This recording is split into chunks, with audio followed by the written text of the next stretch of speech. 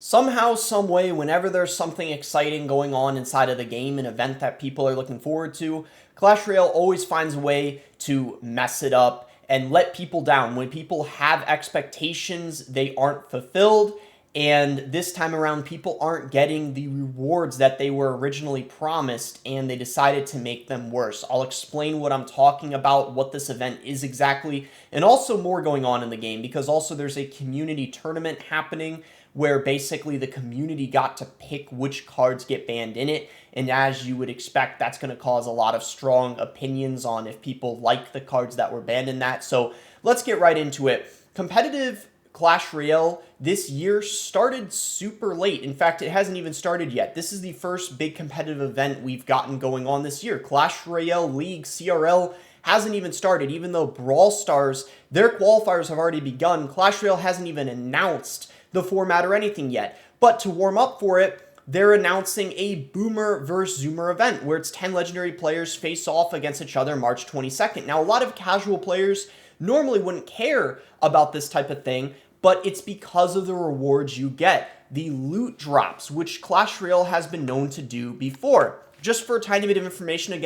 about what's exactly happening, is it's the OG players. So Morton, Pompeo, Ruben, Sergio Ramos, Surgical Goblin facing off against Lucas, Mohamed Light, Pedro, Riley, and Toss. So basically the old players against the new players. And the Sergio Ramos Riley beef, if you guys remember that, that would be pretty funny if they end up facing off against each other. A lot of people were talking about that. I figured I'd mention that. That would probably be the most hyped thing about this whole thing. That, and of course the rewards. You guys can see here, they said QR codes with rewards will be dropping every 30 minutes. And you can see originally they actually screwed up on their announcement. They shown a lightning chest here, but instead it's actually a mega lightning chest, which is way better. So everyone was excited about this. I mean, you're getting a 1-star lucky drop, a giant chest, a magical chest, a 3-star lucky drop. By the way, a 3-star is debatably better than a 4-star one, and I'll explain why. Just keep that in mind.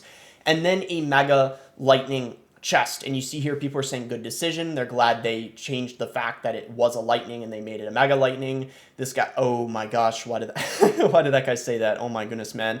You know, basically people in general saying let's go, good change, good. But then today they announce, due to an unforeseen issue, they never go into detail. They're just like unforeseen issue, or whenever it's a mistake, like the 2v2 ladder, or whatever the case is, they never go into detail. It's always just a few words. They're just like, oh, there was an issue, you know, due to an issue. You know, they don't even apologize. They're just like due to an issue. The Boomers vs. Zoomers live stream rewards have been changed to 9 lucky drops in an emote. You get a 1-star lucky drop, 2 1-star lucky drops, 5 1-star ones, and a 4-star one. Here's the thing. A 4-star lucky drop, it's impossible for it to upgrade to a 5-star one. I don't know why that is, but that's actually a thing. A 4-star one is impossible to be upgraded to a 5-star lucky drop, whereas a 3-star one can. And then at 150 minutes, you're getting an emote that so many people have already, an emote that everyone has. So for the people that already have the emote, why the heck would they even watch it? What's even the incentive? So we get 50,000 gold in total in a recycled emote. Thanks, Clash Royale. How about lucky drops, 5,000 elite wildcards, a new exclusive emote for this event? And how about wildcards or boost potions? How are there always these unforeseen issues with the game? Can you do one thing wrong without making a mess? Fix it. Please release this emote. So he wants that emote instead. 150 minutes for an emote I already have. No thanks. Why can't it be another emote that hasn't been released? Change it to something new, not a returning emote. And for those that already have the emote, what happens? People want the original rewards back. And it's just, again, with the lucky drop as well, the 4-star one, that doesn't upgrade. It just doesn't make any sense, like unforeseen issues. So yeah, I mean, it's just, again, ruining the hype of the event, because now there's just going to be less players watching it. So that's just kind of something that happened recently today. And then as for the community tournament, the bans. So basically what happened is, you guys might have seen in game where you got to vote and ban on the cards you didn't want to see in the next Royal tournament, where you go to the news tab, you pick 5 cards, the 10 most voted cards will be banned from the next community Royal tournament. So you can see here, there's 10 cards banned in total. You get to pick 5, and a lot of people here wanted recruits and graveyard, giant ban, Gobstein ban, Graveyard. We have to work together. Tornado and Graveyard, the bare minimum. Someone wants the Tornado banned. We voting recruits, right? And people probably would not have expected which actually got banned. You know, what ended up getting banned. Results are in. These are the cards banned from the Community Royal Tournament. And look, a lot of them are expected, but it's like you can tell mid-ladder players definitely have a big impact on what actually gets banned, because you can see the Mega Knight ban, the P.E.K.K.A ban, the Firecracker, the Expo, the E-Giant, Recruits, Gobstein, Balloon, Elixir Golem, Hog.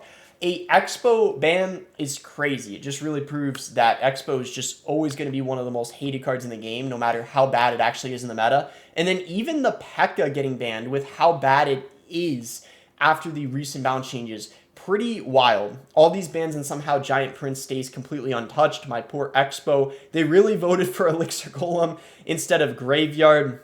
Let's ban some of the worst cards like P.E.K.K.A and Balloon, and let's not remove broken ones like Tornado and Prince, Genius, Hunter, Sad, Why Hog and Firecracker. Nate says, Lamau, Hog and Firecracker. Well played, Ian77. Whoever voted Recruits and Firecracker, you're a legend. Game is saved, had full trust in the community.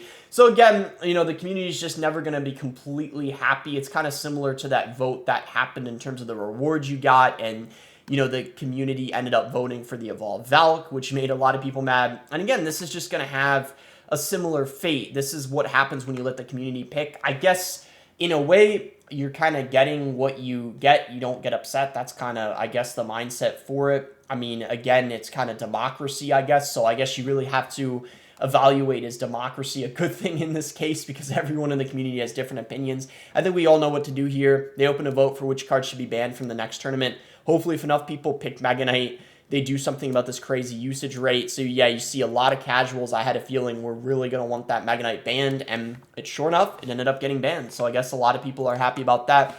Yeah, everyone's playing log bait now, and as you can see, nothing in log bait was banned. Somehow, some way, log bait just completely missed the ban. Absolutely no card in log bait. Yeah, log bait's probably going to be absolutely everywhere. Same with Giant, Royal Giant. Those are probably going to be the main decks. So it's going to be interesting to see how the meta shifts when those bans ended up taking place. So why is Lava Hound so unpopular in mid-ladder compared to top ladder? You know, this is something that has always been interesting to me. You want to know why I think this is? And you guys in the comments could let me know if you agree with this.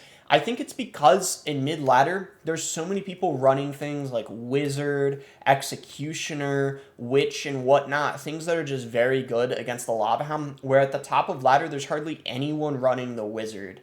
And the Executioner just way less as well, which means at the top of ladder, there's more Cycle decks, and the Lava Hound really shines against Cycle, whereas on mid-ladder, I feel like overall there's just more heavier and random things that makes it very difficult for Lava players to have success, especially if they're not playing it to the best of their ability. Of course, if they were playing it as well as top ladder players did, then they'd be having success with it even against mid-ladder decks. But because they're going to be playing about as well as mid-ladder players, they're just going to be absolutely stuck because they're not going to be able to beat those hard counters to the cards. So that's probably the logical reason why that's the case.